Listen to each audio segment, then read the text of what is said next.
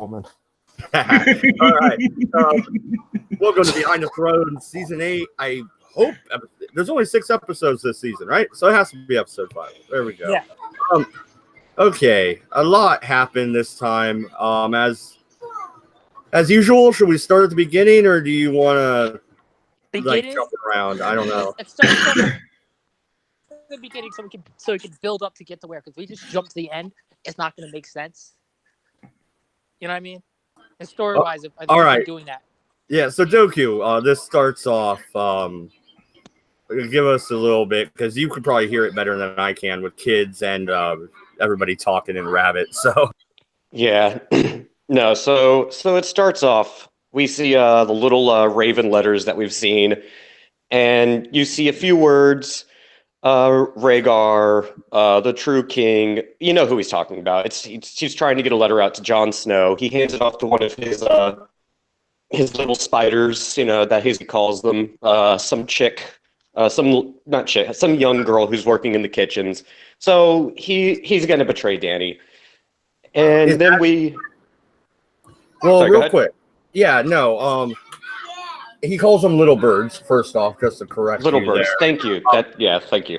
But also, I don't think he has set up a spy network where he's at. I believe he was on Dragonstone, right? So if he has no spy network, he's trusting a random kitchen girl. She ratted him out, right? That's why Dany knew ahead of time?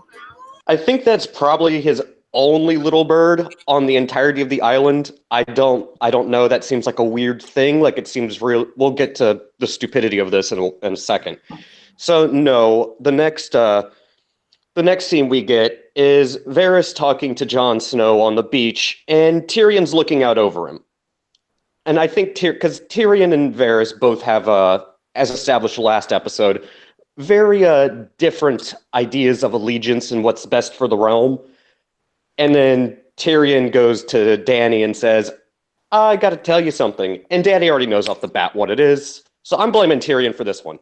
Like, dude, look at Daenerys. Like, come on, Tyrion.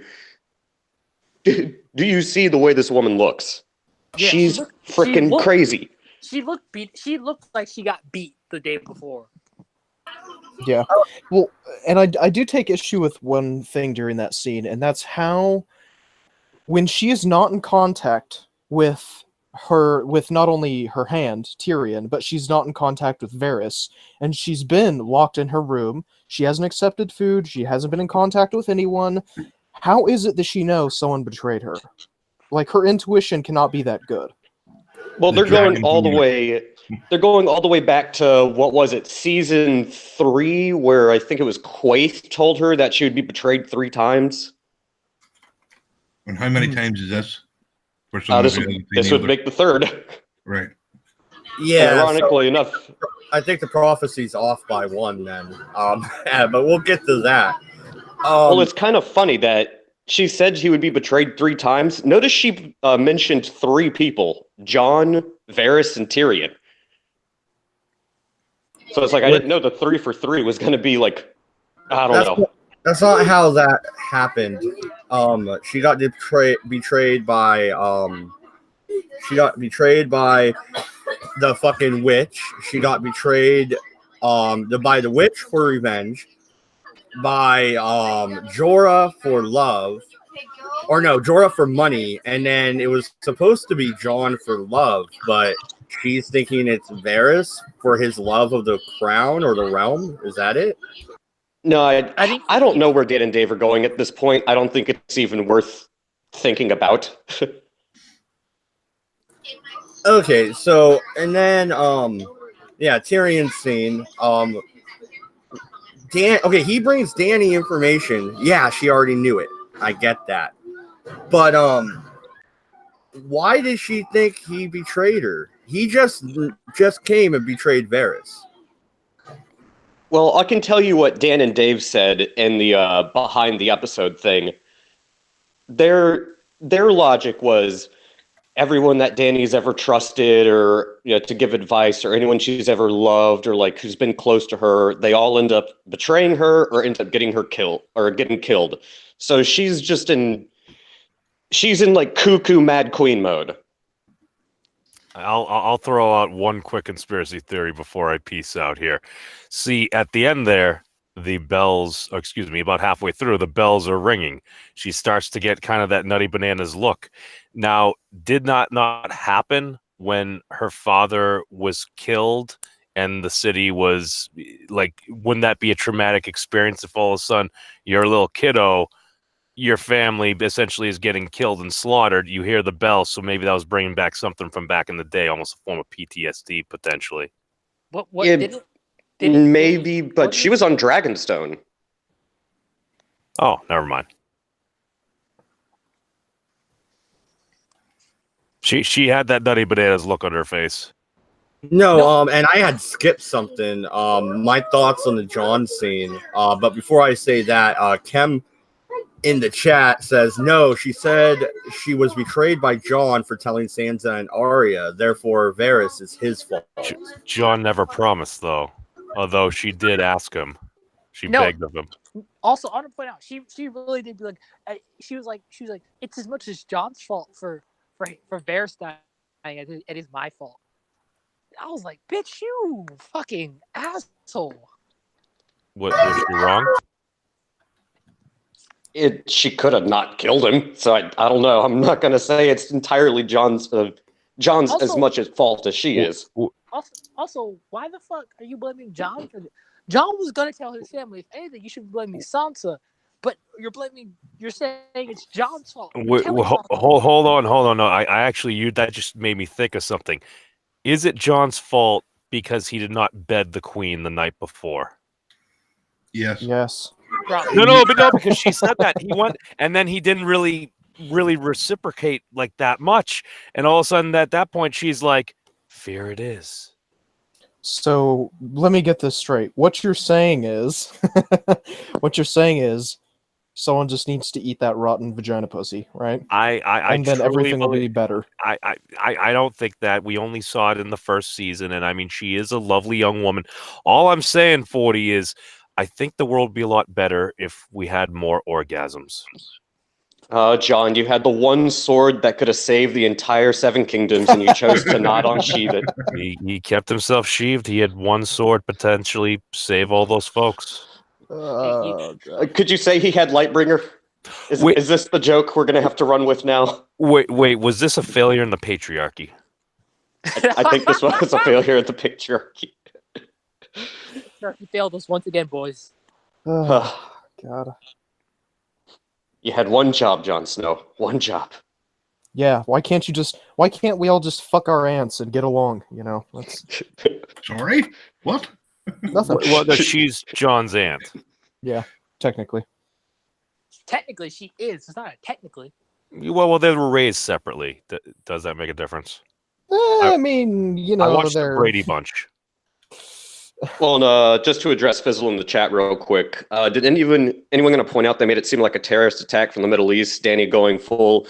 It has been said in the show before that Westerosis do not like outsiders just the same way that the North doesn't like anyone from the South. They're not trusting of anyone, especially Dothraki. I think Robert actually even mentions them in the first season.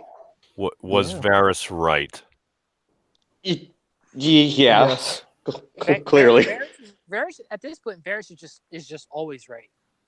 Well, he hoped he was wrong, but yeah. Varys is always right. Well, no, and I just got back.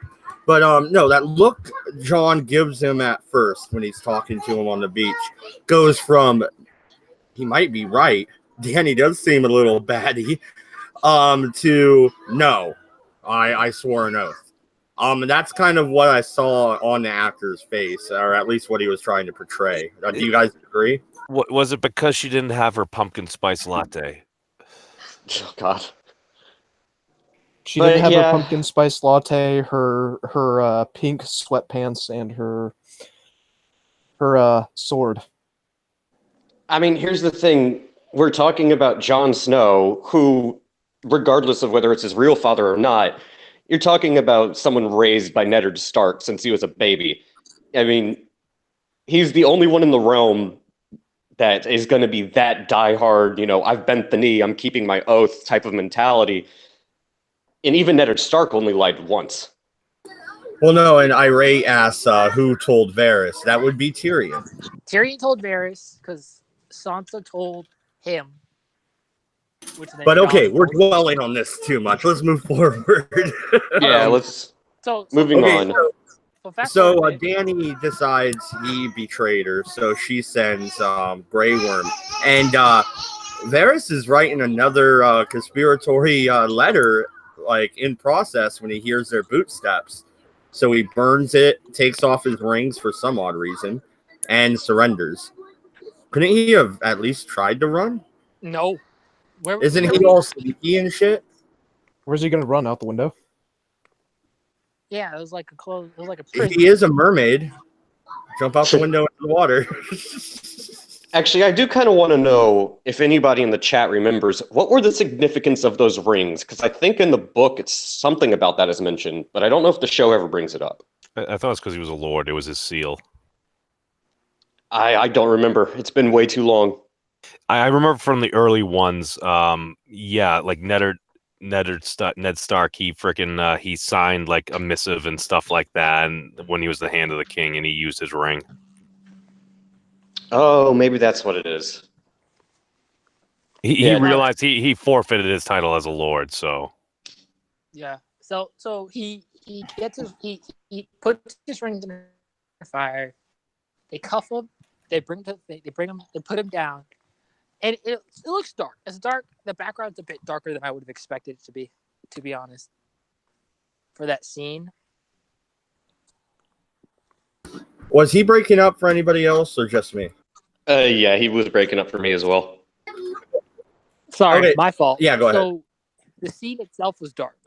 So he gets cuffed. They bring him down, and it's dark. It's like really dark. It's not like the battle of the episode 4 battle dark, but it's dark as shit, or episode 3 battle. But it's still dark as shit, and it's really hard to see.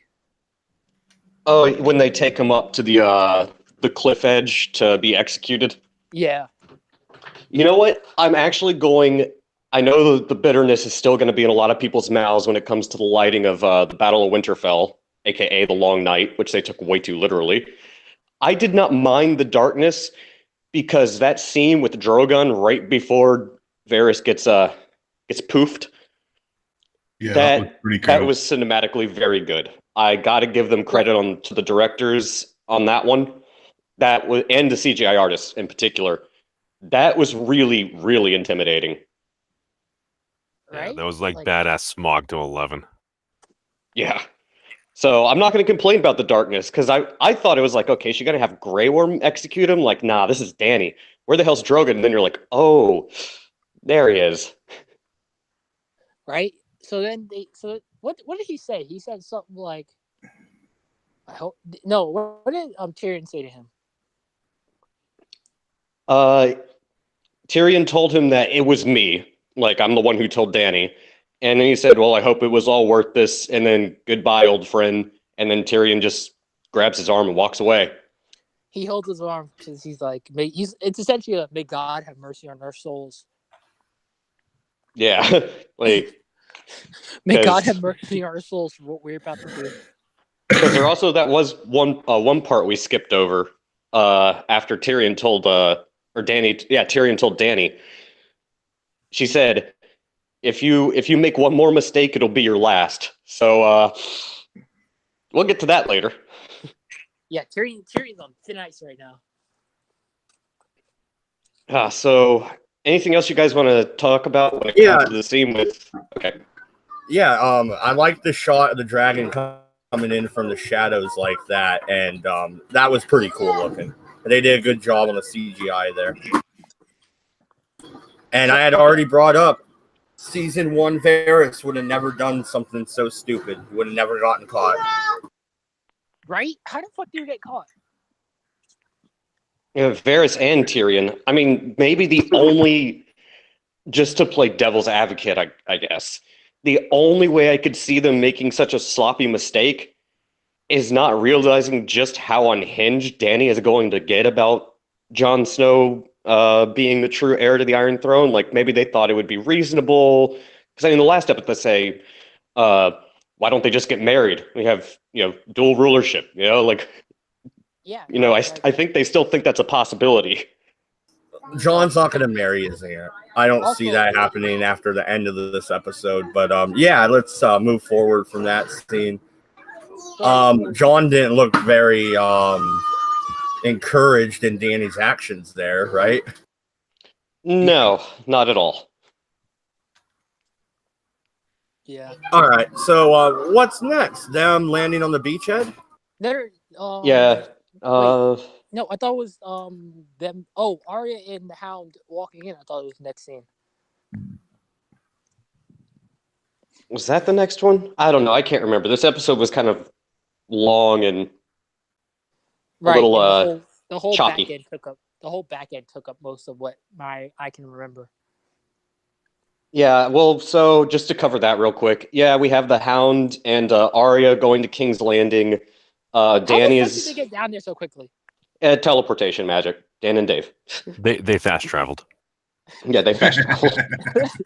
So yeah, I guess it's not really important to mention Arya and the Hound until once they're fully inside King's Landing. So the next scene really worth talking about is once they've landed on the beachhead, the Unsullied, the Dothraki that have magically now respawned, and the northern armies are all on the beachhead, and they're at their base camp, and Tyrion gives Davos. No, before that, Tyrion goes, she wants to attack immediately. He said, or Jon says, earliest is first light. He's not moving the army until first light. So there's that. And then you can go ahead and talk about the Jaime stuff. Oh, yeah. So first off, Tyrion tells Sir Davos, I hear you're the best smuggler that's ever lived. I have a favor. And Davos' simple response is, I'm not going to like this favor. Probably not. So, Mad Dodge, do you want to tell them what happens right after that, or should I do it? Go ahead. All right, so come to find out, they have a prisoner. That prisoner was mentioned earlier in the episode, trying to get into King's Landing. And it's Jaime. And can we just point out again that, he didn't leave until like a day after everyone else, just... Right, fast travel. Remember, fast travel. And actually, did Jaime have a horse when he left Winterfell? Okay, so that might explain some of the time lapse. I'll let that one slide. But yeah, Jaime's captured, and Tyrion asks Jaime for a favor. And that's go convince your sister to surrender. If you can't do that, convince her to leave and go to what's the city? Pentos. Yeah, so it's if you can't convince her to surrender and open the gates, he wants her to just escape the city, tell him that there's going to be a dinghy waiting for him. Thank you, Sir Davos, and go across the the Blackwater Bay and go to Pentos and start a new life.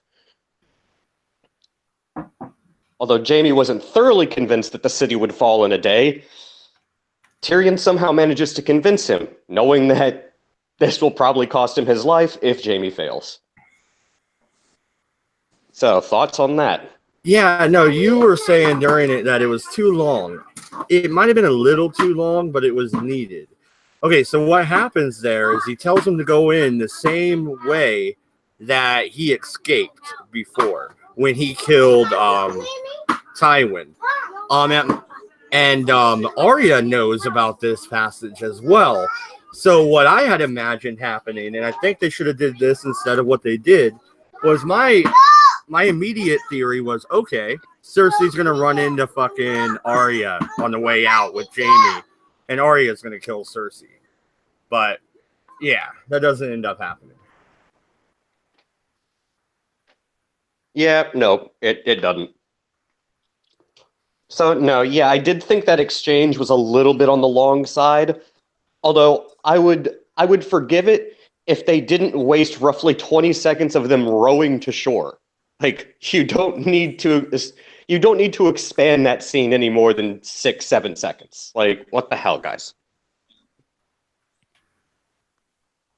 I don't know. I think it took a little bit longer than that, but it is what it is. Anybody else's thoughts? I actually liked the scene between the two brothers. I didn't think it went on too long at all. I think it was just right. It was like two people who wanted to say a lot but couldn't, but they did say a lot. There was a lot of undertone going on there. I really liked that scene. Yeah, I agree. I thought that scene was actually pretty good, and it kind of shows. I mean, maybe not so much Jamie, but it definitely shows how much Tyrion has changed. You know, he started out his life essentially banging prostitutes drunk every day, to now he's the queen's hand, even if she isn't the most savory queen, I guess. Oh, come on, 40! Do not knock Daenerys. That is my queen, you bastard. I mean, I guess if I knew how the episode was going to end and play out, then yeah, the length in retrospect seems appropriate. At the time, it felt like it took a little too long, but I'll concede on that. So, any more thoughts on that particular scene? No? Nada? Nothing? Nah, I can't think of anything. All right. Well, the next part we get to is we see a lot of Qyburn scorpions getting armed and ready to go. We see the city basically holding up. We see some troops lining up. And of course, they put the Golden Company right out front of the gates again. And we see the Iron Fleet sitting in Blackwater Bay getting ready to go to war. Yeah, so here's where I kind of start to feel conflicted, right? How is it that the Iron Fleet is able to shoot a fucking dragon out of the sky in the last episode, but this time they seem to have a bit of a problem? Why? Why the inconsistencies in the fucking skill gap when it comes to the people firing the scorpions? Because they all joined the Empire and became stormtroopers. They must have. They must have. Okay, so as much of an ass pull as it is, I will answer the question because I would be willing to bet money this is what's going through Dan and Dave's head. When Dany was trying to get to Dragonstone, when Rhaegal got murked, she was all bright-eyed and bushy-tailed and just wasn't paying attention. This time around, she's out for blood, and she also uses the sunlight to her back to make it more difficult to aim and actually get an accurate hit. Again, it's an ass pull, but that's the only explanation I got for you. That was a pretty good descent, too. She was flying. Yeah, she came down real quick. Yeah, but I mean, the thing is that if you actually... Okay, so there are multiple shots.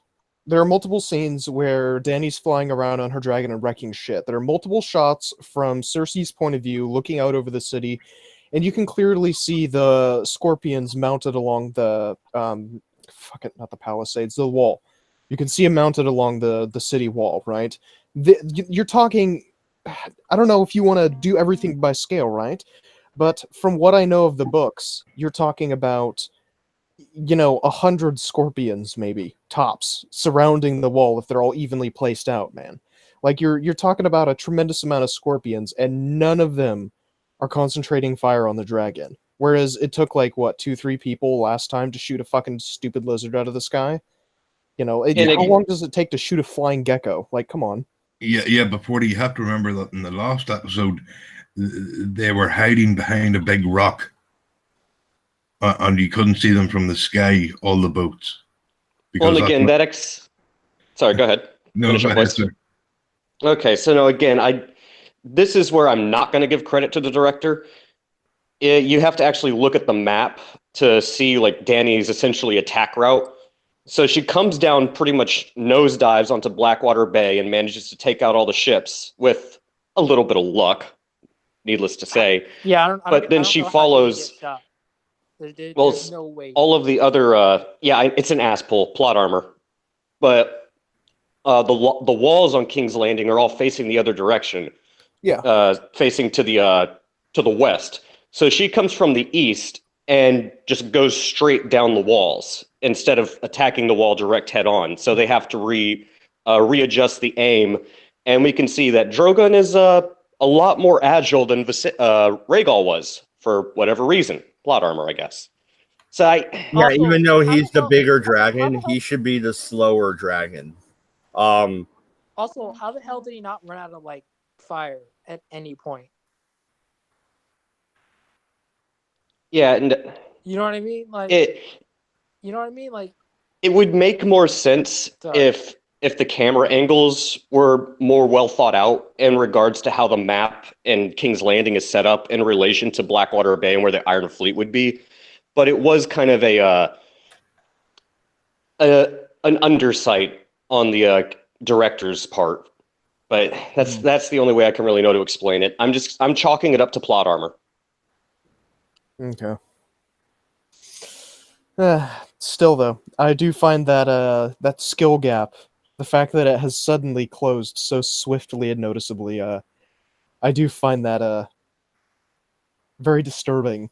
It's a bit of a horse pill to swallow as far as if I could talk, as far as believability, isn't it? It's not a horse pill.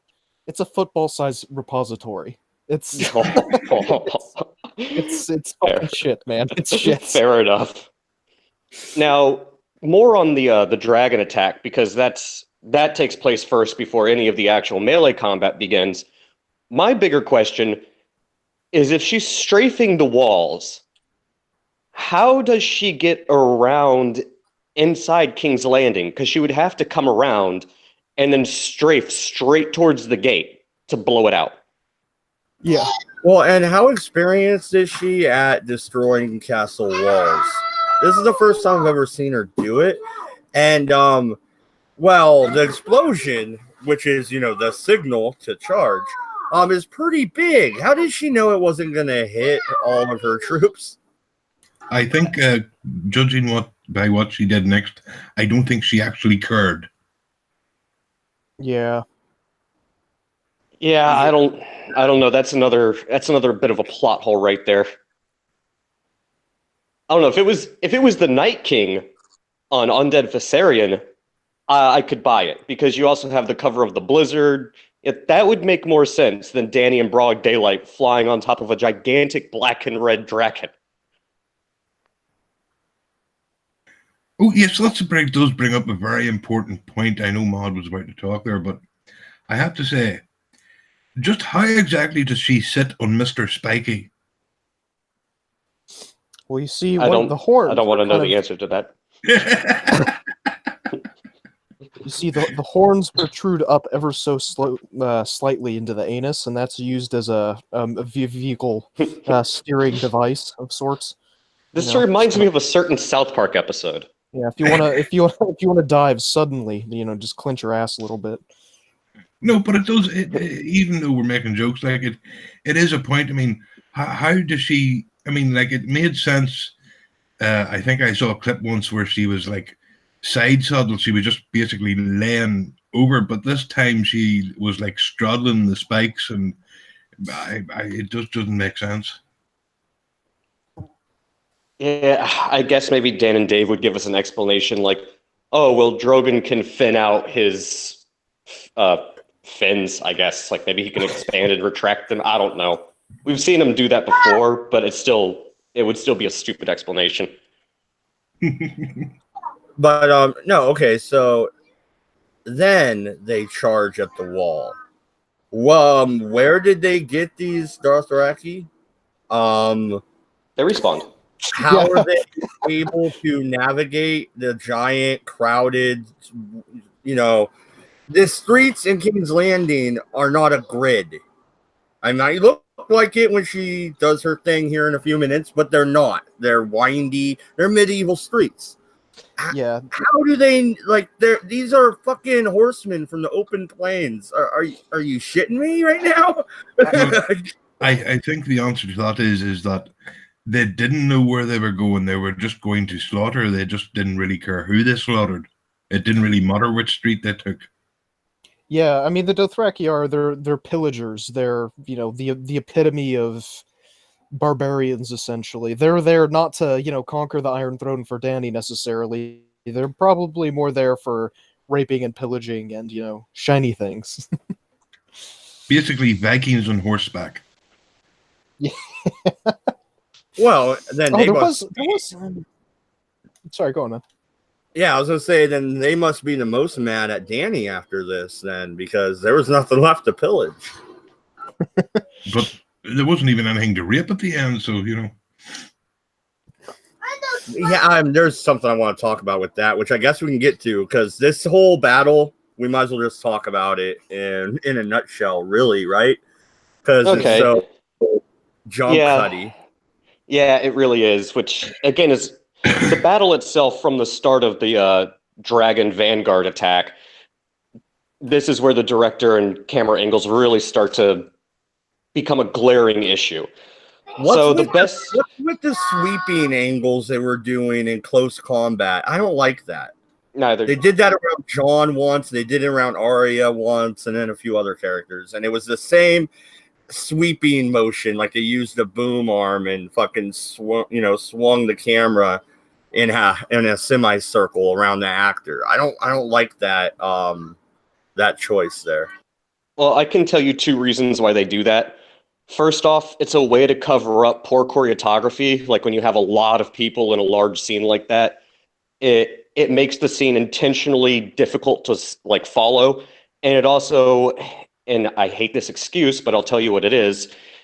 It adds to the the immersion or the realism. Like, oh my god, I'm being tossed around in a confined space. Like that's the excuse they use, but honestly, it mostly boils down to just poor choreography.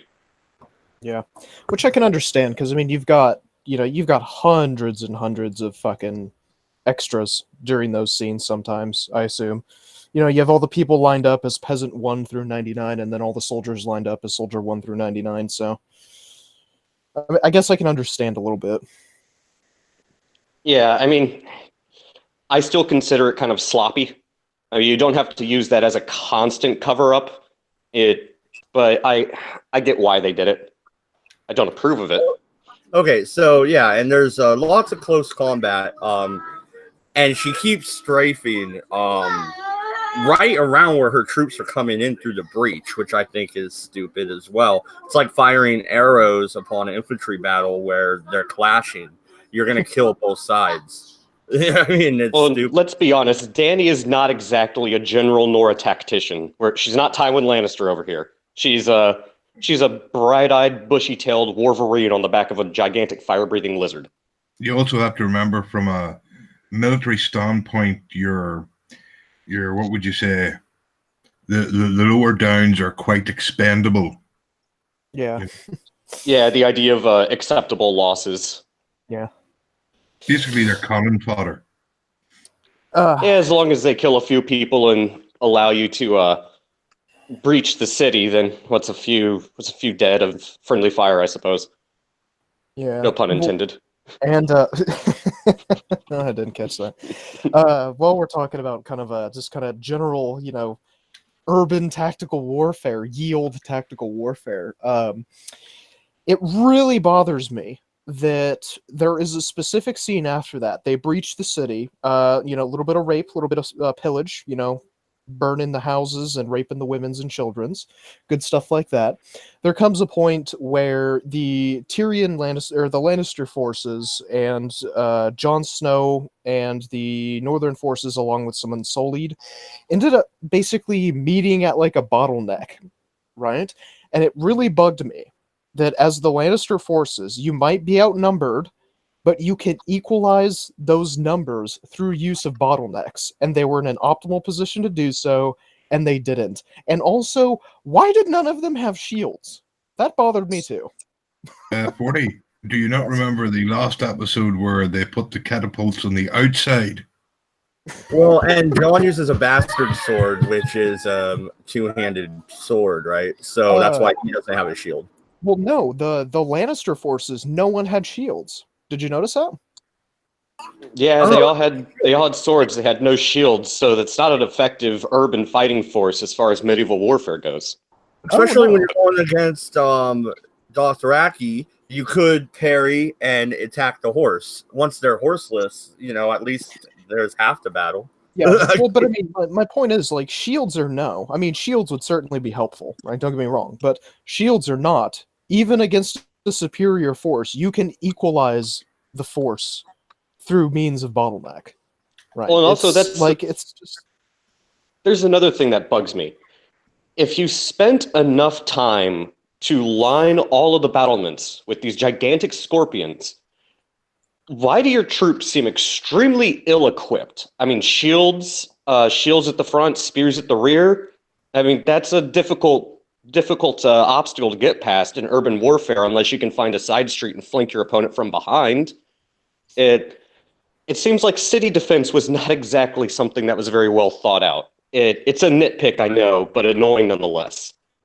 Well, with how she destroys everything here. Well, let's okay, fine.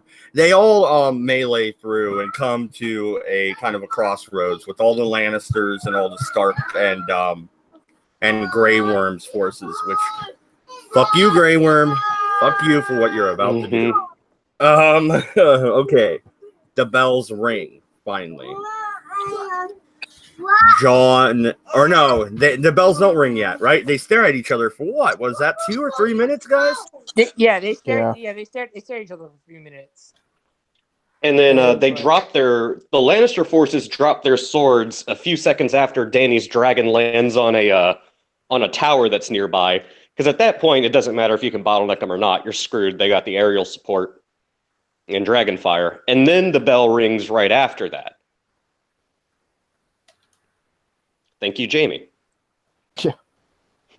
Well, no, and okay, at that point they surrendered. What they should have done is just filter through and start to go to the back, right? All right, you guys are our prisoners. Head on out of the city. Send a few guards with them. That's what should have happened. Yeah, that's not what happens. 40. Go ahead. Explain what happens. Yeah, so the bells start ringing. Instead, Dany just loses her shit, and Grey Worm throws a spear right at some dude's neck. And I have to say, this part of the the fights I actually really enjoyed, because there's not a lot of transitioning between like people getting their heads cut off and faces smashed in and heads, body parts dismembered and whatnot, which I thought was actually nice. That shows a little bit of forethought, I guess, when it comes to the directors. But yeah, lots of face smashing, lots of head cutting off, lots of hand cutting off. Very nice. And that goes on for quite some time. Well, John's reaction, though, Grey Worm throws a spear. He's shocked. And all of a sudden, the Northmen lose their shit, right? And just start slaughtering everybody. Now they're raping people, too, right? I mean, they just lose their shit. And they're like, all right, Dany's got her bloodlust on. Everybody go. And that's the thing. John is the one cool head in the entire situation, which Varys was right. Yeah, John was like, yeah, do not attack. They are surrendering. Listen clearly. And they're all like, all right. And then Dany's just fucking, nope, burn everything down. Well, and so I watched the behind the episode part.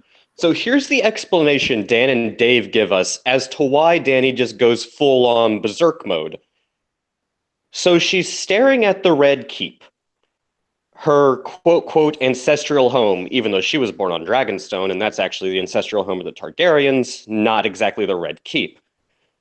So she views it as just this symbol of everyone who's wronged her and all of her hatred, so she decides that she just wants to burn the whole motherfucker down. Iron Throne included. Which makes you wonder. You wanted to break the wheel, but then you want the Iron Throne, and then you go rage mode and just burn the entire frickin' city to the ground? Yeah. I know you're kind of pissed, but Are you seriously telling me Daenerys, despite everything she's been through, is going to, breaker of chains, mother of dragons, kill the masters? Like, you're that pissed? Like, all right. Okay, Dan and Dave. Yeah, that, and she's got like her entire philosophy about it thus far, and it's been kind of a during the last season, it's been kind of a build up, but like I mean, her explanation for it, the justification in her own head is, oh well, we're saving these people from the possibility of being ruled by a tyrant by killing them. It's like, I'm Yeah. sorry, what? That'd be like if, like, when she was when she went to like free the slaves, right? If she was just like, right, guys, I have this great idea. You don't want to be slaves, so let me kill all of you, and then you'll never be slaves. It's like, what kind of fucking moral justification is that? That's so fucking ass backwards, man. I don't think that's a moral justification for it. I believe that's just called practical. I guess. I mean, I guess technically they'll never have to worry about living under a tyrant ever again, since pretty much the entirety of the city has been turned to ash. Yeah, okay, and we already touched upon it a little bit, but she's going grid to grid, and I saw MC in the chat. MC, you would love this woman. Yeah, I mean, she just grid to grid with that dragon. Civilians, and yes, they are civilians. The city has surrendered. Remember, they surrendered. These are civilians, and they are going grid to grid, wiping everything out. She did to the Red Keep what we should have done to Baghdad. I'm just gonna say that. Well, make Westeros great again. But yeah, no, it's that particular scene is. I'm gonna chalk it up to lazy writing, because I'm sorry if, despite Daenerys's rage tendencies that we've seen her exhibit in the past, she still has usually somewhat of a cool head, but she went full Mad Queen at this point. Like, you would think she'd be like, okay, bring me Cersei, bring me anyone still loyal to her, like, make an example of them, rebuild the city. No, none of that shit. She's not pulling a Marine or a Karth or a Volantis. No, Well, she just... I don't want to sound like the sexist here, but maybe it was just the time of the month. Or sitting on that dragon for a little too long. Yeah, so you see that voice, that's good writing. Okay, so Jon, after he tried to hold his soldiers back, it all just goes to shit. So he's fighting his way through. He ends up seeing a guy, one of his own soldiers, drag a woman into an alley and ready to rape her. He goes to stop him, kind of like Dany did in Essos, right? And he ends up having to kill him. What do you guys think about that? Because, like, it seems like how Dany reacted towards the rape and pillage before, she doesn't give a fuck about now. But Jon still, after everything he's seen, it still has his morals. Again, Varys was right. Mm-hmm. What I want to know is, in the next episode, how is Jon going to react to Dany? But I suppose we got to wait a week for that. I can tell you what's going to happen in the next episode. Well, we'll get to the end for that. All right, so Cersei's watching this, and then Dany attacks the Red Keep finally. When Qyburn said, it's over, we should get out of here, and she refused at first, I thought he was going to walk up and just shove her. Just push her out the window. It would have been a better ending. Yeah, at this point in time, anything would probably be a better ending, but yeah, let's see. What's really more important to talk about now that we've essentially told everybody that, yeah, King's Landing is dust. No. Clegane Bull. Yeah, exactly, yeah, I think that's the next place to go to. No, yeah, instead of pushing her, he finally gets her to relent, and they start to head out. As they're heading out, the Hound and Arya are headed in, and the Hound tells Arya to get the fuck out of here, bitch. Like, go save your life. Don't end up like me. He, he killed. No, bro, that shit was crazy. Nah, dude, That battle, Daddy that fight scene was Hound, crazy. like that is what it is. Big Papa Hound. He had that fatherly moment with Arya, and again, I won't knock callbacks to previous seasons just because this one scene is fucking perfect. It doesn't the way the Hound look, despite being burned on the side of the face, almost remind you of Neddard Stark back from season 1, except without the bloodlust vengeance for his brother. A little bit. Like, Now that you doesn't it mention kind of mirror that? Yeah. Yeah, it's like you can tell like their relationship from Arya like wanting to kill him to leaving him for dead to this. Like that's hands down one of the few saving graces of this season through its entirety is the character development and relationship that grows between Arya and the Hound. And what's the one thing she says before he goes off for our upcoming Clegane Bowl and she tries to flee the city? Thank you, Daddy Hound. She calls him Sandor. It's the only time she's ever calling him by name. That was perfect. She actually says thank you and smiles and looks like a normal kid for a minute. I know, right? Maybe we haven't got to there yet. I was going to bring up something, but or can I bring it up anyway, even if it's out of time frame? Go ahead. Yeah.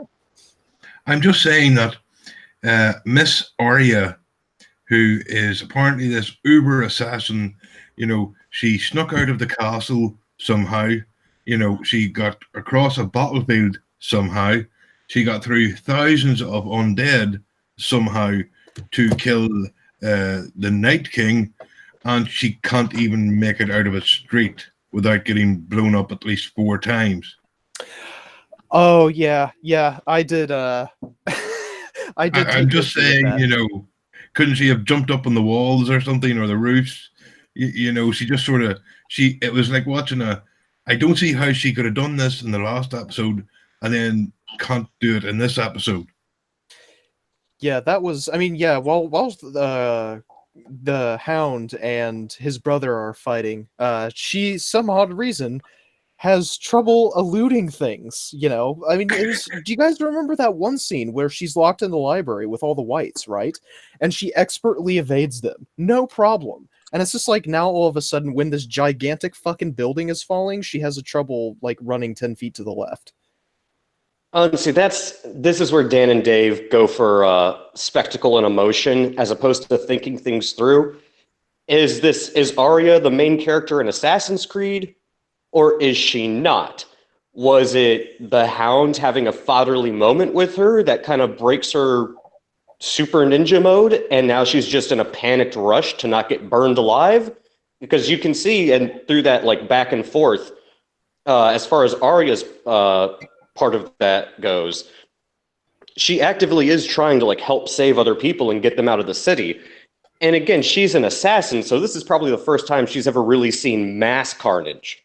So I can understand maybe if there's a bit of a mental break, and so I'm sorry, magic and ninja powers get nerfed. Everything I've heard about Game of Thrones, if she hadn't seen mass carnage by now, she's not living in Game of Thrones. Well, she's kind of been sheltered from any large scale, like just murder, rape, pillage, plunder. So, I mean, that's the only real explanation I can come up with. But at its core, it's still lazy writing. Yeah, I mean, for a skilled assassin who is, killed an innumerable amount of people, probably, she's probably killed hundreds of people, throughout her training and her little career, right? But watching a few people burn alive, that's traumatizing. Oh yeah.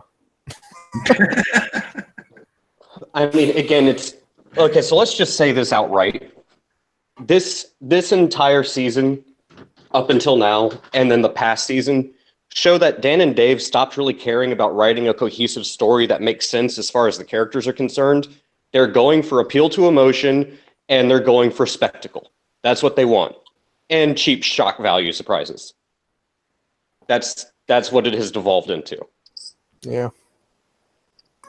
Well, no. Okay, and so she heads out, and what What also happens though is Jamie and Euron meet up at the entrance or whatever, right? Into the keep, the secret entrance. And they have a pretty good little boss fight. And that's right before the mountains. So you want to talk about that was a fatal blow to Jamie. He was gonna die already. That was a straight gut shot in the medieval days. You're not gonna live through that. Yeah, no, that was a good fight. It was tense enough. It was well choreographed. I wouldn't have been surprised if Jamie got killed right there, but we know he's not because plot armor. But I gotta give it to Euron and the actor who plays him. He's one crazy son of a bitch. Yeah, I really like him. How do you like those last words? I killed. Well, two famous last words. Three. I fucked the queen. One more king for you, and I'm the man who killed Jaime Lannister. So that's 3 notches on the belt. Well, I mean, that's 2. I mean, he didn't technically kill Jamie. It was a rock. Well, yeah, he's good as dead anyways, so we'll give it to him. I didn't know The Rock was in Game of Thrones. God damn it, Mitch. Oh, well, we'll get to that part later, I guess. But yeah, so supposedly Jamie is on the verge of death while trying to get to his sister, narrowly coming out of the bout with, a few scratches from here on. God. Again, the plot armor is very strong. Yes, especially with this one. This episode's plot armor is the strongest in probably all of the seasons. I know. I think it's fair enough to say I think I would almost rather watch Star Wars at this point. Oh God, no! Oh, that's a heavy dig. Current Star Wars or old Star Wars? That's a real heavy dig. Don't worry though, you'll get your chance. Dan and Dave are going over to Kathleen Kennedy's Lucasfilm next. So. No, are you fucking kidding me? Are you serious right now? Yeah, No, that's where they're going after this. You're fucking lying.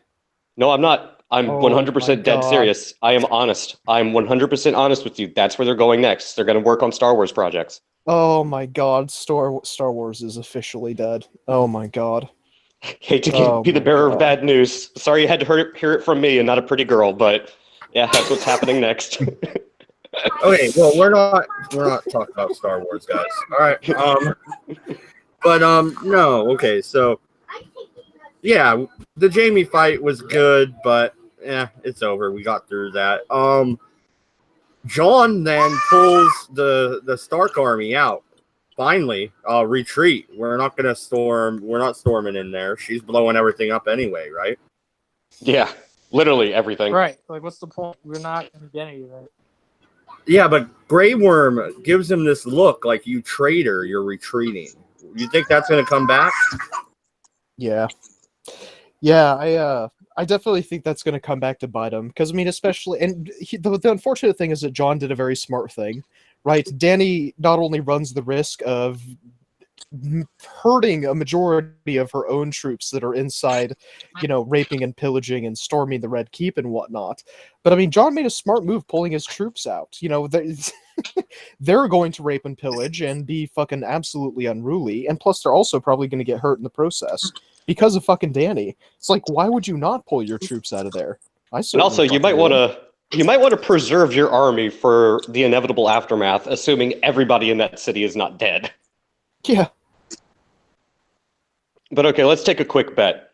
How thick do you think Grey Worm's plot armor is? 100% fire resistance? Oh, I was hoping he would fucking die after that javelin throw. Bro, Fuck you, Grey Worm. He threw that spear. When he threw that goddamn spear, I was like, please God, let this man die. At this point, like I know I was saying, man. I was like, man, when they did the whole in the Battle of Winterfell, I was like, man, he's gonna die. He didn't die, nor did. And now people are like, oh man, he's not gonna die. He's not gonna die. And now I'm just like, I want him to die so badly. I need him to die. Yeah. Oh no, I have to say, if you're talking about the guy with the spear, more fucking power to him.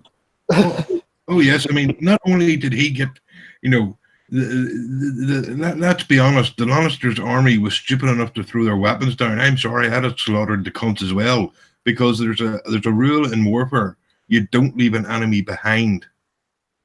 Yeah. I kind of agree. It's the Lannister army was stupid not to fucking bottleneck them and just like throw their fucking shit on the ground. That's kind of asking for a beheading. Right. Yeah, but or I at this think- point in I think time, they solved. knowing Danny went complete nuts, But I think- death by fire. Yeah. Right. But I think they were like, their thought process was, yeah, they're still up and ready. We're dwindling down, and we are the last standing hope. So let's hold on and see if we're gonna surrender and just stare at each other. And once you do their shit done, they're like, all right, we're done. And then the bells ring. They're like, fuck it, we're good. We all go home right now. We'll surrender one. And all of a sudden, Daddy's like, you know what? I'm just gonna go ahead and kill all of you. It's good time. Well, and that's the thing. After the bell was rung and that last Lannister force threw down their swords, every single death, rape, murder, every ounce of destruction or horrific thing that could have happened after that is all squarely on Danny's shoulders. Yeah. Right. Because once the bells ring, it's all Danny's fault.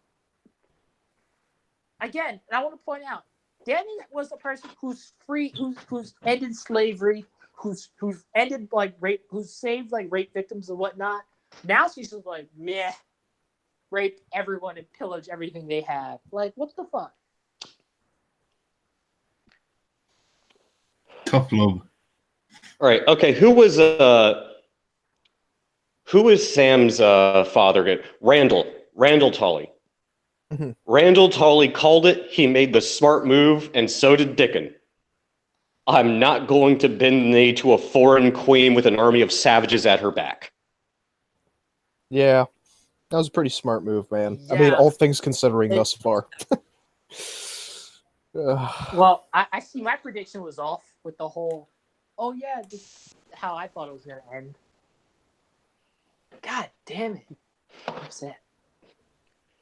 At this point, I can't even be mad at this show. But let's we've only got two last points to really touch on before we get more into just our thoughts and feelings about everything up until this point. Clegane Bowl. Yes, Clegane The Bowl. what? The fight between the Mountain and the Hound. Oh, right. That That's was a what fun- that is. That was a fun fight. I'm not going to lie. Yeah, Actually, that was. Can I just point out, just sorry to interrupt you, 40. Oh, you're Can good. I just point out that that was basically the fight from Highlander 1 when Kurgan and Ramirez were fighting in the tower. I'm just saying. It was. You're right, it was. Well, it wouldn't be the first time Dan and Dave have stolen a cinematic style from several different franchises. Really? Has Yeah, that been a thing? They have a habit of mirroring certain things, like Highlander and obviously Skyrim would be one of the big obvious ones. But there's a few other movies that somebody have pointed out that they're basically like almost shot for shot, the same sort of camera angle. I forget exactly what it was, but I'm sure if you spend enough time digging, you could find at least 5 or 6 examples. Well, yeah, that when Also, it keeps being I can't destroyed, wait. that's the opening. Hello, I'm talking. That's the opening from Skyrim, like almost beat for beat. Yeah, the only difference is the Yeah. dragon Also, doesn't stick its head through and decide to torch the Hound in the mountain. All right. Also, I can't wait for someone to like edit, like re-edit the scene to where when the Hound and the Mountain die, they just edit it and jump right into Skyrim. You're like, oh, you just woke up. You were jumping Ah, the you're board. awake. Oh, you're awake finally. Huh? So let's talk about what leads up right before Clegane Bowl, when the Hound actually comes face to face with Qyburn Cersei and his brother. What does the Mountain do? Dude, Tell fucking Jesus Christ. The fucking balls of these writers and directors, right? So, okay, so Cersei's hand convinces her, right, bitch, you fucking lost this war. Time to GTFO. So she's just like, right, whatever. So let's get out. I don't even like this place. Horrible interior decorating. So they all leave. They're walking down the giant spiral staircase, out of the queen's chambers. She's accompanied by her hand and the mountain, along with a handful of bodyguards. So Dany and her dragon end up blowing a bunch of shit up, and a ton of rubble comes falling down onto the trio, right? And so the mountain takes Cersei in the hand, puts him up against the wall, and just arches his back over them, essentially shielding them from all the falling rubble. These massive hunks of fucking stone. I don't even know if they're granite or what, but these massive hunks of stone come falling down on the trio. All the bodyguards are fucking dead, right? Except for like one or two dudes. And the mountain just takes a bunch of huge ass stones to the back, and he's just like, lol, whatevs. Like, why? How? Why is this allowed? I don't understand. The fucking writing, man. He had really, really good armor. Bro, also, how the fuck was it not just standing up when the fucking rubble was falling? Like, he just stood there and was like, well, this is the normal thing. Because he's a zombie. Like, look at the fucker. But no, like, I like how he didn't obey Cersei and he kills Qyburn, so she's like, yeah, I better go. Right, like the mountain looked at her like, bitch, if you don't get the fuck out of here right now, I gotta deal with this nigga. I mean, seriously, that shit was funny, and I almost expected the Hound to decapitate her on the way by. Yeah, that did kind of surprise me. I was quite surprised that the Hound let Cersei just walk right past. It's just like, okay, I'm sorry, I understand you have a beef with your brother, but like, you're just gonna let her walk away? Why? Why would you do that? Yeah, kill her for Arya. I mean, at least slap the bitch in the face like once or twice. I don't know, like, do something. Punch her in the nose. Yeah. It's not outside of your realm of power. And at the same time, this is when Arya is running frantically, right? Every time she hits the ground, it's the same time the Hound gets punched in the face, pretty much. Yeah, I did kind of like that. It seemed reminiscent of something. The switching between those two scenes of Arya trying to run through the city and avoid Dragonfire and being trampled by the civilian population. And then also it kind of, intermittently switches to Clegane, or the Hound getting his ass beat, so. Yeah, that's actually a scene I thought was a bit stupid. I thought it was okay. It did seem as though that maybe it was reminiscent of something. I felt like I had seen transitions like that before, which it got me wondering, but I haven't watched enough movies to identify it. So I wouldn't know where it's from. MC in the chat says, I didn't realize Game of Thrones was channeling their inner Sargon. Jesse Phillips, anyone? Oof. Actually, since we haven't talked about how it ends yet, but I just want to say when we get there that I felt cheated with how Cersei dies. Very cheated. Yeah. I'll also give you Dan and Dave's wonderful genius insight into why that was going to happen. But I don't know, on the jump cut thing. Yeah, the jump cut thing, that's been used a few times in several films. I don't dislike it if done properly. For me, it felt too much. Like, for every hit that the Hound takes, we have a jump cut to Arya and then a jump cut back. Like 3 or 4 times maybe, but they did it like what, upwards of like 6, 7, maybe even 10 times. Yeah, they did it quite a few times. I'd say around the neighborhoods of 10 maybe. Yeah, for me, it just kind of broke the pacing between the at least the first part, between the fight between Gregor and Sandor Clegane. That's just me, though. So, do you like how he finally takes him out? And the lead up to it, I really liked. He's about to pop his head like he's freaking the Dorn guy, Yeah. and you know, the Hound stabs him in the eyeball. Should have did that to begin with. Just saying. Oh, I just like the part prior to that where he stabs in the side of the head with that dagger he had in his belt, and he yanks it out, and Mountain doesn't do shit, and he's just like, just fucking die. Like, Yeah, I like how he laughs every now and again. I thought like- that was very. I think that was kind of appropriate for his character. Actually, Can- can I ask a question here?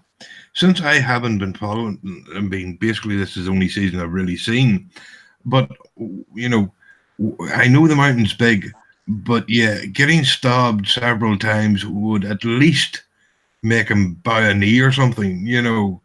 How is he not dead already? Well, he's got the weird Kyburn zombie goo flowing through him, so he's Kyber Dead already. Where did he get that from? Kyburn did it. The Hybrid- hand of the queen turned him into like basically a Oh. zombie in a way. Is that a Frankenstein reference then when he kills Qyburn? Actually, it might be. Yeah. It wouldn't Actually, surprise me. Actually, if you watch the original black and white movie, Frankenstein does fall into fire through the building they're in. It's an old windmill, and they fall through the fire and die together. So apparently they've ripped that off too. Oh yeah. Yeah, it's So funny, that- Dan and Dave didn't mention that. I wonder why. Huh. Yeah, I know, right? They're creative geniuses, guys. They didn't rip off anything. That's all original. Wow. But I no, wanna I'll tell know who you. in that writing room plays Skyrim. I'm just saying. But no, I'll tell you exactly why. So, okay, the Hound is getting choked out, stabs the Mountain in the side of the head, like 1 or 2 times, yells at him, just fucking die. The Mountain decides he wants to pop his skull. Everybody had a terrible flashback from several seasons ago. Then he stabs him in the eye. The Mountain stumbles, drops him. Then he starts to yank the fucking dagger out of his eye. So the Hound just says, fuck it. The wall behind him is already crumbling anyways, and he just straight tackles this dude, and they both fall to their deaths in Dragonfire hundreds of feet below. Yeah. Doesn't that feel kind of like a cheap ending to you, though? Like, Yeah, I mean, all the endings felt cheap, to be honest. Like, Cersei's death was unimaginative and uneventful. You know, the Hound should have died in a far more glamorous way, I feel. God, just so much meh. so I mean, here's... Go ahead. No, go ahead, sir. Okay, no, so I just want to tell you the reasoning behind it from the horse's mouth itself. They felt like the Hound needed to die in fire because that shows the one thing that he hates more than fire is this, or the stronger than his fear of fire is his hatred for his brother. So the Hound had to die in fire, and it had to be also with the person that gave him that trauma in the first place. So they both had to die together in fire. That's their reasoning. It sounds as though they're trying far too hard to make this all, like, symbolic and meaningful, but it's just like it turns out being cheesy and poorly written.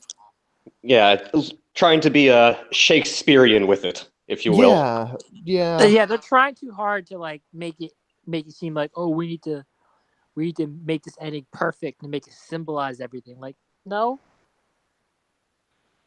Yeah, no, Yeah. what I would have personally preferred to see, as far as that fight goes, is the Hound just manages to find the hilt of a bastard sword and cut his freaking brother's head in half. Right? Preferably- That would be so much more better. Yeah, to mirror the side of like his face that's all scarred and fucked up. So he does basically the same thing to him. Then the Mountain dies, and then the Hound gets his retribution. Then the tower just crumbles and the Hound dies in fire. If you really want to use the symbology. I would have went to now again. I don't know anything about the mythology of this series, but I would have liked it if the Mountain would have dealt a death blow, and in his last few breaths, the Mountain standing over his brother like, haha, I defeated you, and then fucking dragon fire comes out of nowhere and crisps the cunt. I would accept that too, as long as the Hound had a chance to see it. Yeah. But it's Dan and Dave we're talking about. We can't ask them to be creative. They have bigger and better pastures to move on to. And these fuckers are going to go to Star Wars. Dear God. Yeah. So, final scene of importance. Unless you guys have anything else you want to mention about Clegane Bowl. No, and I don't think there's anything else really, because you don't see how Danny ends up, right? No. No, Danny there's just two more flies things off. to mention. Danny just flies off, I think. All right. The Arya at the end. Yeah, Arya at the end with covered in all the ash. No.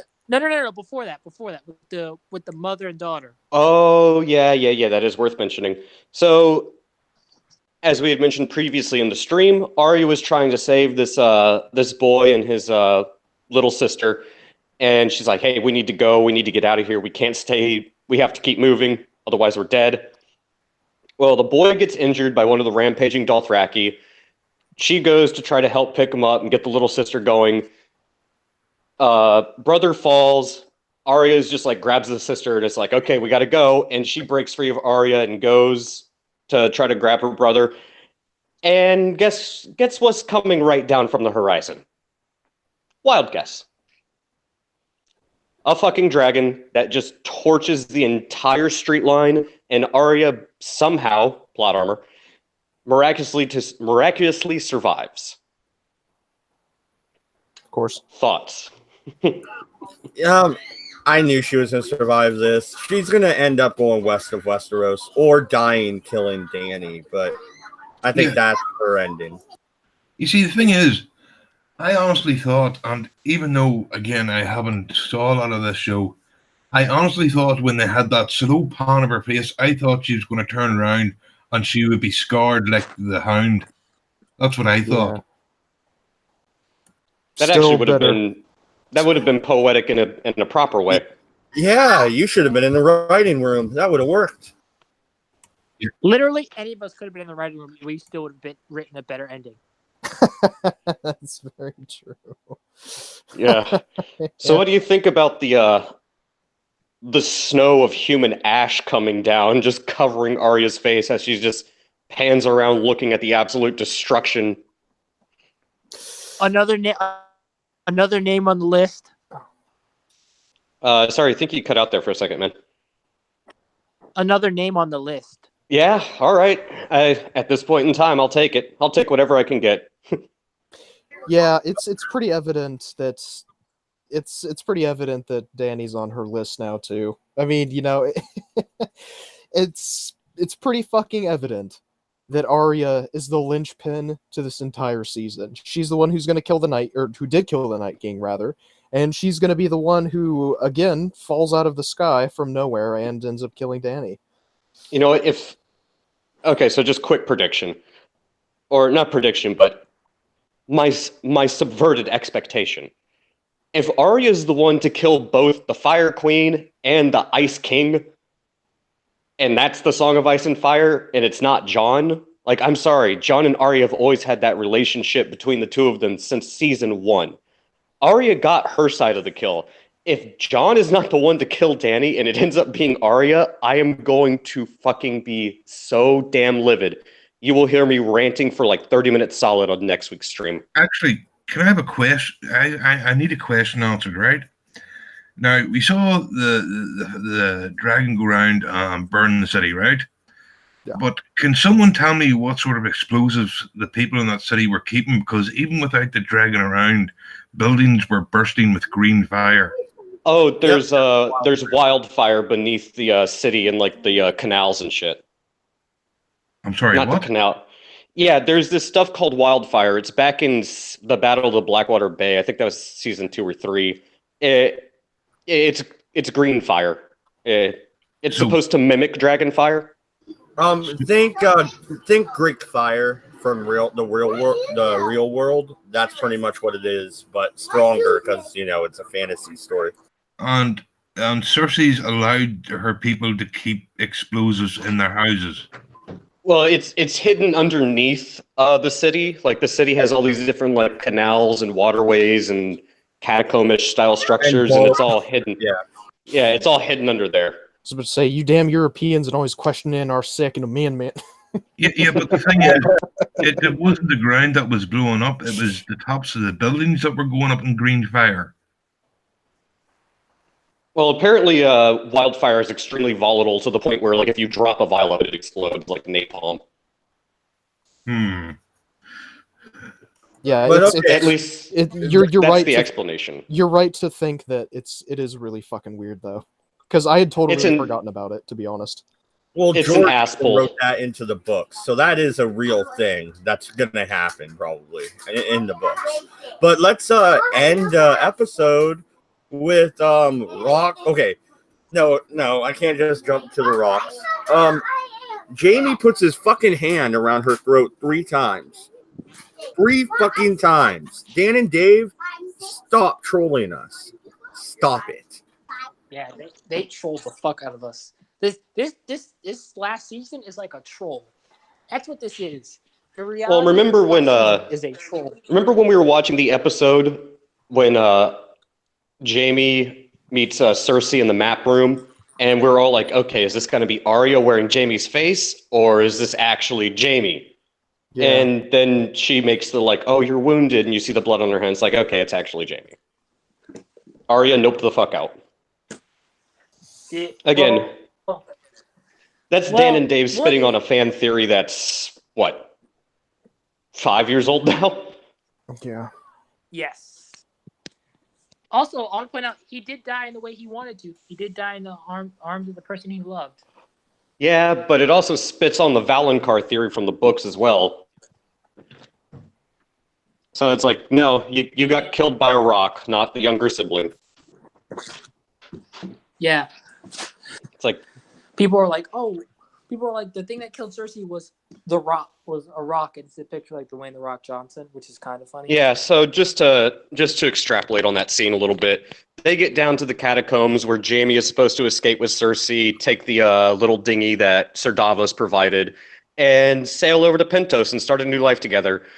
But the secret exit has been caved in. So the only thing they can do is hold each other in each other's arms while Cersei complains about not wanting her baby to die and how she wants to live, not like this. And Dan and Dave spit in her face. No. Wait, no. Fuck her for that. You wanted your baby to live after your first 3 children died? Yeah. You had 3 children, and they've all died. And you're like, oh, this one I want to live. Fuck off. Well, remember throughout the episode, she was like, oh, it's fine. We have more scorpions. All we need is one more. It's like, Qyburn. Nope, scorpions are all destroyed. Oh, if we have the Iron Fleet. The Iron Fleet's burning. Well, our men will fight better. Like, they all put down their swords. Oh, what was that scene? What was that movie scene with Hitler and they're all coming up to him and telling him shit like, yeah, this is gone now. You know what I'm talking about?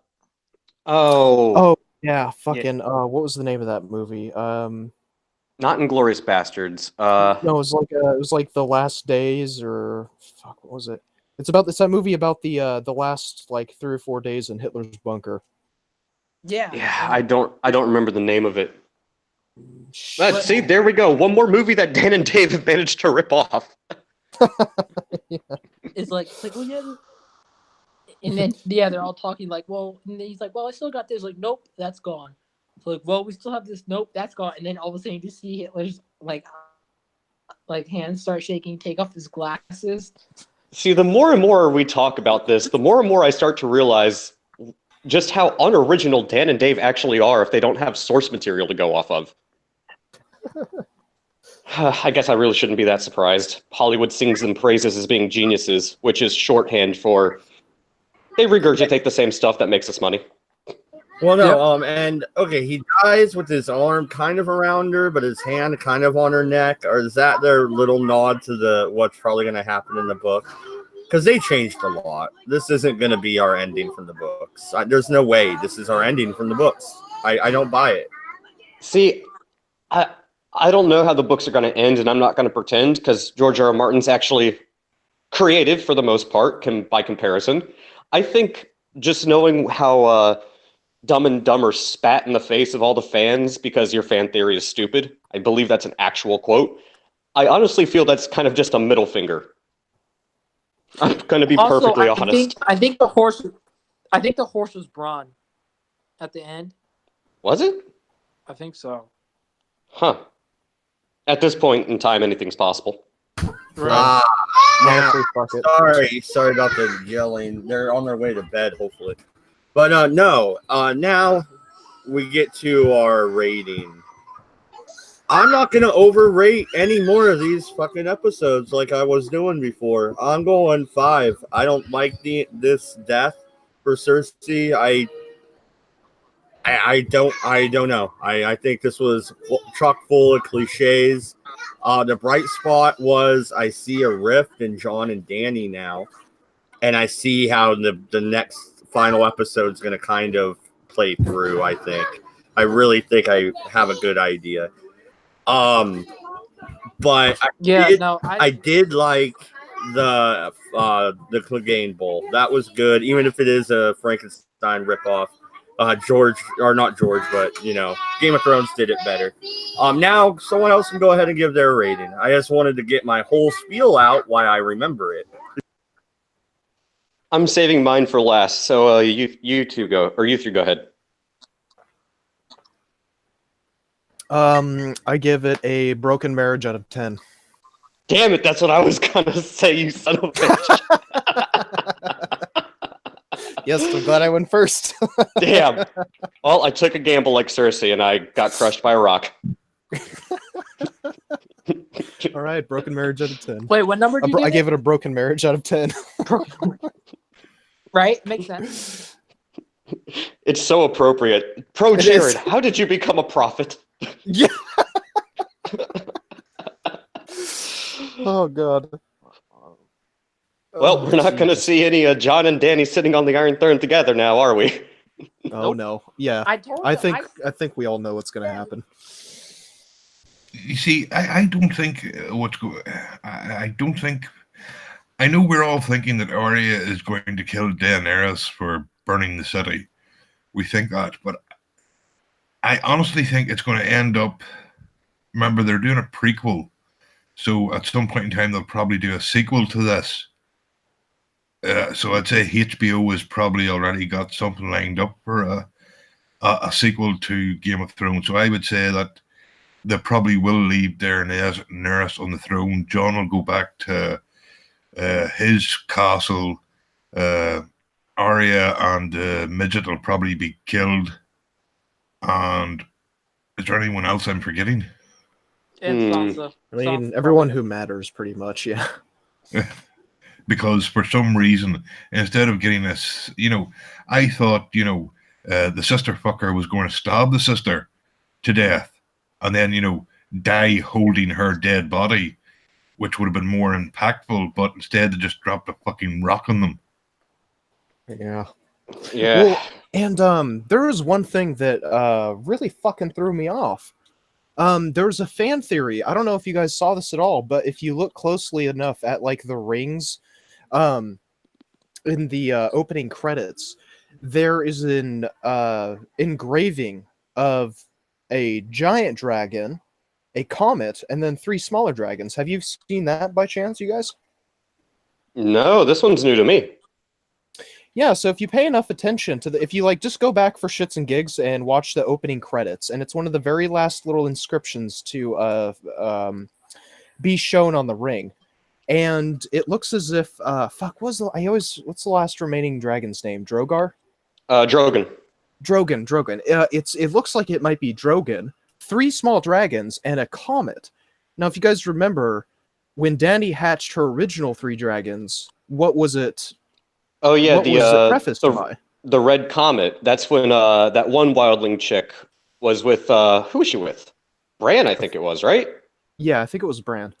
Yeah, and they always said it meant Lannister victory, or it meant blood for revenge or something like that. And then the wildling chick says no, the Red Comet only means one thing, and that's dragons.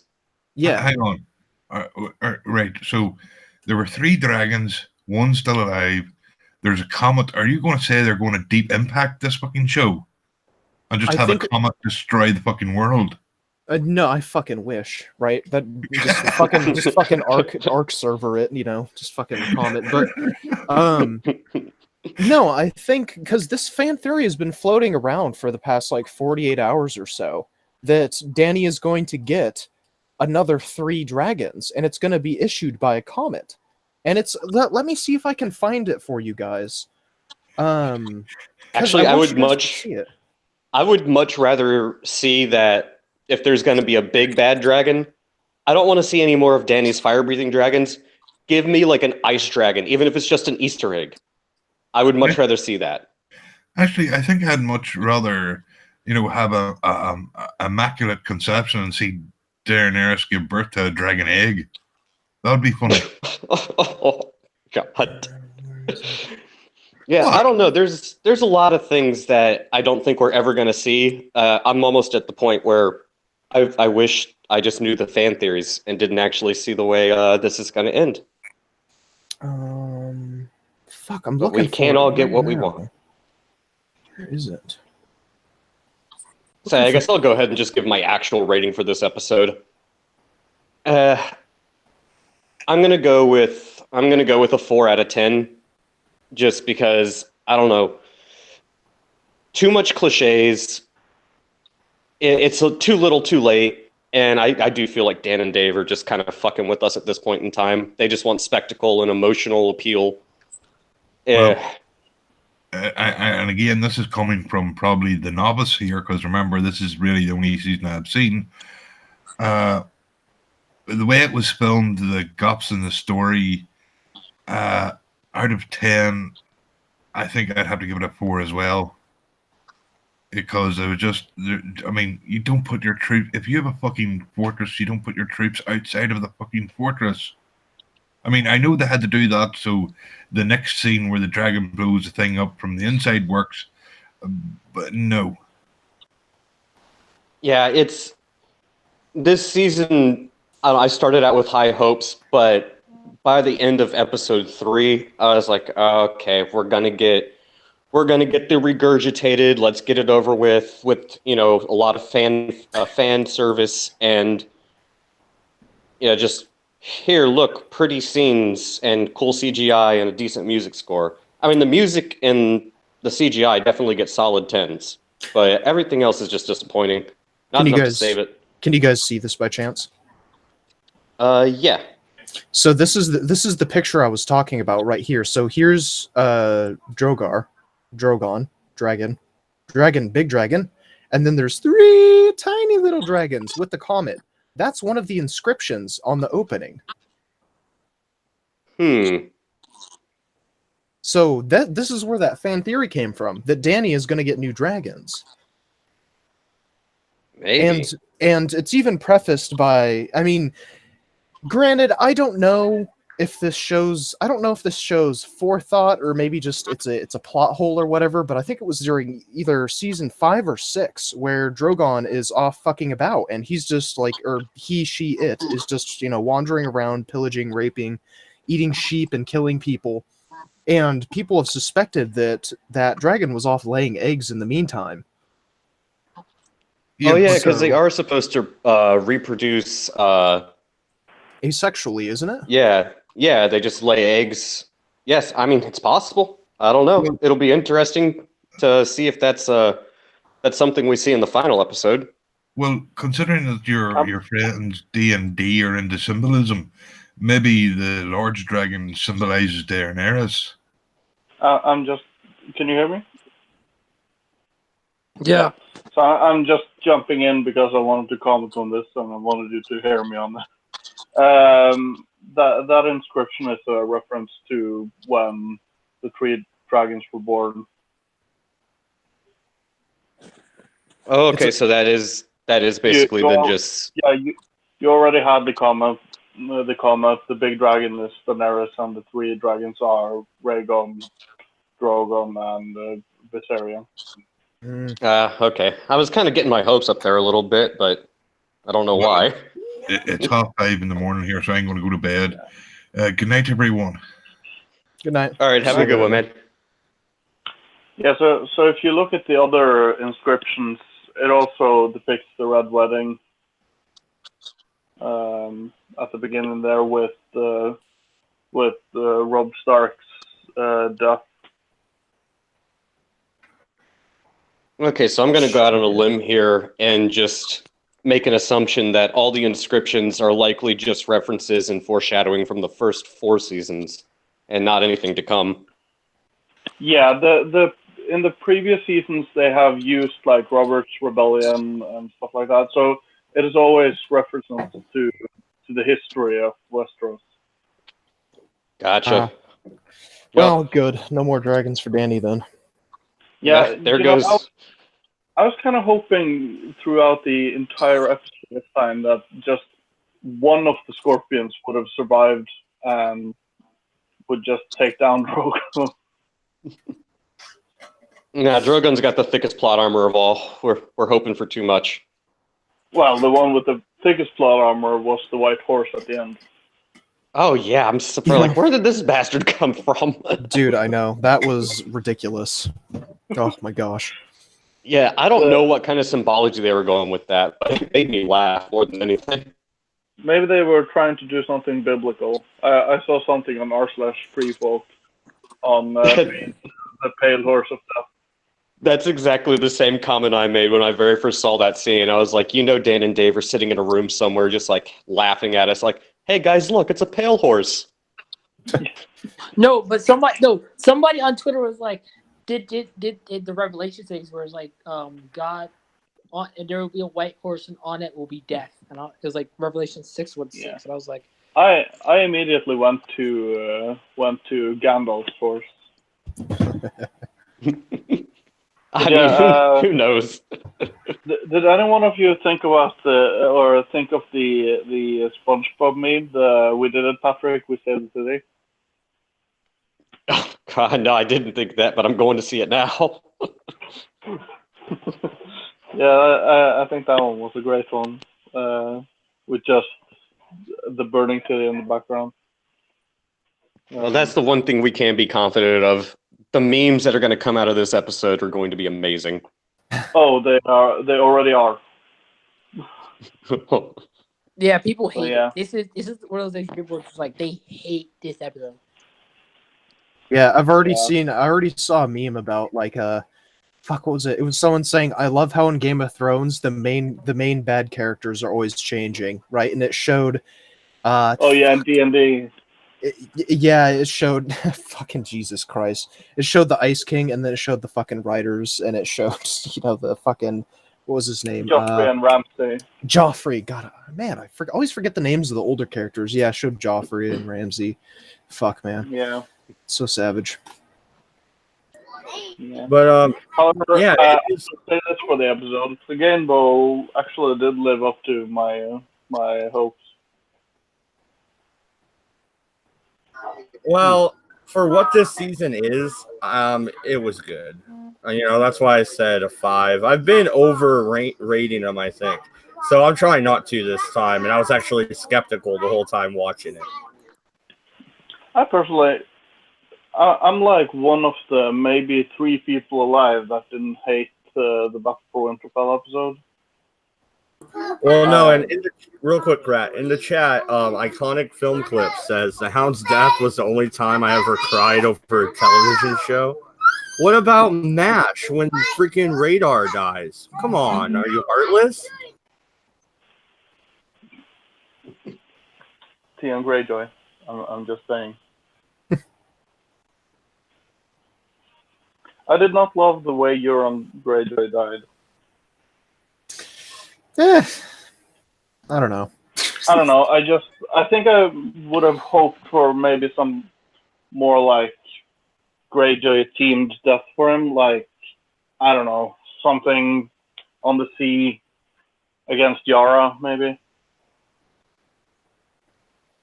I don't know, is it just... I've been thinking about this for a while, ever since Euron's death.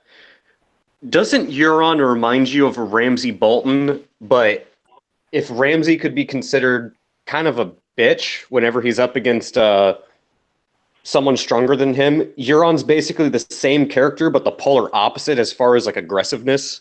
Like, their characters feel really similar. Yeah. I think it's interesting because I saw a YouTube video a little while ago that explained basically that Euron Greyjoy is like the worst character on Game of Thrones. And I was like, I don't get what you mean. I like Euron. I think he's fun. But apparently it's like way better in the books. And so that sparked me to start reading the books. Yeah, I mean, at this point in time, if George R. R. Martin ever finishes the fucking books, he's probably gonna die before he's finished with the books. He has 2 books left to go, and he's not a healthy dude. I'm almost of the opinion the books are probably already done, hence why he stopped giving Dan and Dave, consulting tips and being a creative advisor, and was just like, screw you guys, I'm going to go finish my books. I mean, I'm being very hopeful. Like, he told them years ago how he was intending for the books to end, though. The overall themes, but he's the type of writer where his story is fluid while he writes it. And then he goes back and rewrites half of it and then rewrites it again. So what he told them 8 years ago isn't how it's going to end. No, it'll be much better, probably. I think it was over 8 years ago, actually. I think from the time they proposed Game of Thrones, I think George, assuming he hadn't changed up anything too much, that would have been 11-ish, 12 almost. I just love the fact that there were so many people naming their children Daenerys and Khaleesi when the first couple seasons were. I didn't even think of that. Oh, man. Yeah, no, the memes about that are fucking Yeah. hilarious. This is like season 3. Oh, I'm gonna name my kid Danny. Daenerys. All of a sudden, season 8, episode 5. But here's the thing, though. Oof. Here's the thing. A lot of people are thinking that this came very sudden.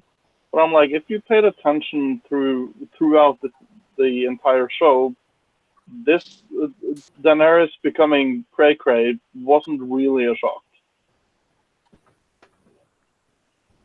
Yeah, and I always kind of thought she was going to go Mad Queen because they bring it up too much, and George really does like to foreshadow. Mm-hmm. My big, I guess you could say red flag, is right at the end of, is it season 2 or season 3, where everyone's surrounding her in like that spiral pattern. They're saying, Misa, Misa, Misa. And I'm like, that looks awfully familiar to another pattern. Yeah. Shit. Yeah. Good point. But no, I don't know. I just think she has been a fucking fascist since season 2, basically.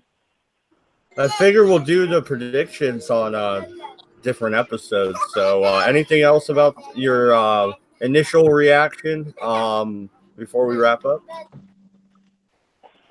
Boris was killed out in I didn't like his death.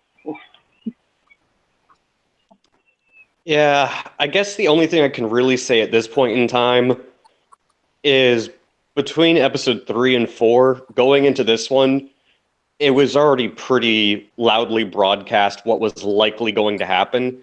So and this is why I hate that, we're subverting expectations. It's like, no, you're being lazy. You're telling me what's going to happen. So as far as a popcorn style thing, it was enjoyable enough to watch, and that's why the reason I give credit to the whoever did the music scores, the acting, the director. But the writing is trash. It's absolute garbage. That is the weakest point of this entire season and the latter 3 episodes of this show. All right, 40. I'm gonna stick with my rating. Broken Marriage out of 10. Not good. Yeah, I'll Yeah, I'm gonna go with the 5. I haven't given a rating for the episode. I think I would go with for maybe a weak 5 out of 10. Okay, yeah, so that's pretty much in line with what me and Voice said. We both gave it 4s. It wasn't the worst thing that could have possibly happened, but it was by no means what I would expect with 1 episode left. Yeah. All right. Well, yeah, I think we're gonna wrap it up. It is Mother's Day and everything. It's 9:30 already. So good night, everybody. I plan on doing the show tomorrow as usual. Good night and good luck. We're out of here.